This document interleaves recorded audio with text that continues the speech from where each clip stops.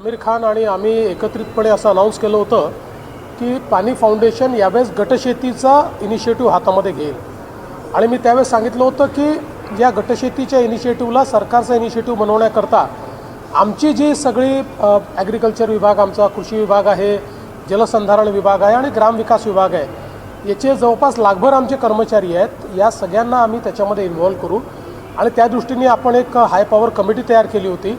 त्या कमिटीने आत्तापर्यंत काय काम केलं याचा रिव्ह्यू आपण घेतला. या कमिटीच्या माध्यमातून अतिशय चांगल्या पद्धतीनं आता जवळपास 11,000पेक्षा जास्त ट्रेनर्स तयार झालेले आहेत.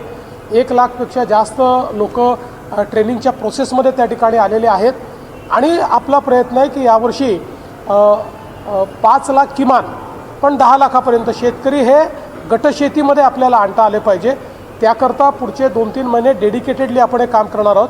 कारण आत्तापर्यंत आपण जे काही गटशेतीचा अनुभव घेतला त्याच्यामध्ये पहिल्याच वर्षात जवळपास शेतकऱ्यांचं जो काही उत्पन्न आहे किंवा त्यांचं जे इन्कम आहे ते दुप्पट झालेलं आहे.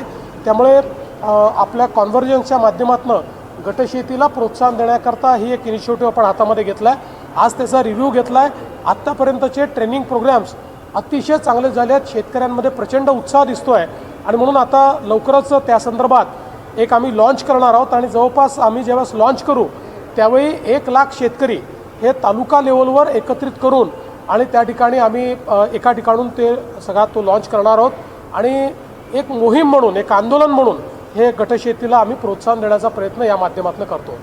सर, धर्मस्वातंत्र्य विधेयक आज सादर करणार आहे. विरोधकांच्यावरती टीका करून कुठेतरी हे संदीपाबाची मागणी केलेली आहे. विरोधकांनी धर्मस्वातंत्र्य विधेयक जर वाचलं तर त्यांच्या लक्षात येईल की या विधेयकामध्ये कुठल्याही धर्मावर अन्याय नाही. तर हे विधेयक वेगवेगळ्या प्रकारच्या कुप्रथा, धर्माच्या नावावर आणि धर्मांतरणाच्या नावावर ज्या कुप्रथा आहेत त्यांना आळा घालणारं अशा प्रकारचे विधेयक आहे. एखाद्याला स्वेच्छेने धर्मांतर करायचं असेल तर त्याचीही प्रोसेस आहे, ती दिलेली आहे.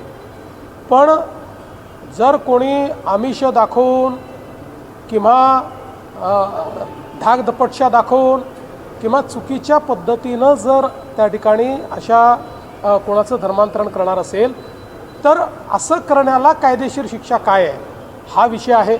अनेक केसेस आपल्या अशा लक्षात आलेल्या आहेत की मुलींना फूस लावून पळवून न्यायचं, लग्न करायचं, नंतर सोडून द्यायचं. मग अशा परिस्थितीमध्ये त्या मुलीच्या बाळाचं काय करायचं असे प्रश्न निर्माण होतात. त्यांच्या जीवनामध्ये अनेक वेगवेगळे प्रश्न निर्माण होतात. अशा अनेक प्रश्नांची उत्तरं ही कायद्याच्या माध्यमातून या ठिकाणी काढलेली आहेत.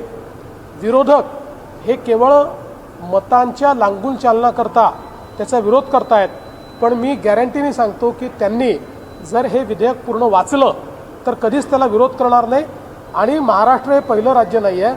आपल्या आधी 10-12 राज्यांनी आणि त्यातली काही राज्य अशी आहेत, तमिळनाडूसारखं राज्य की जिथे कधीही भाजपचं राज्य नव्हतं, अशा अनेक राज्यांनी हे विधेयक यापूर्वीही केलेलं आहे. त्यामुळे मला असं वाटतं याच्यावरचं राजकारण हे योग्य नाही.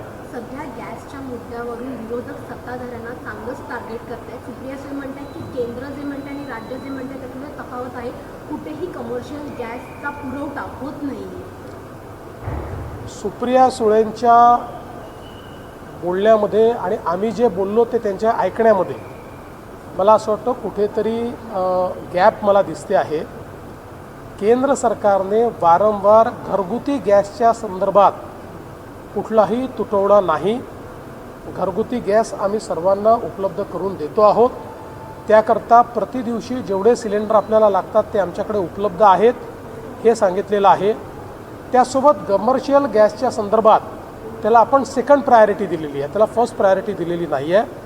त्या संदर्भातली आपली पोझिशन काय आहे हे केंद्र सरकारने क्लिअर केलं आहे. जाणीवपूर्वक लोकांच्या मनात संभ्रम तयार करायचा, लोकांना रांगेत उभं करायला लावायचं.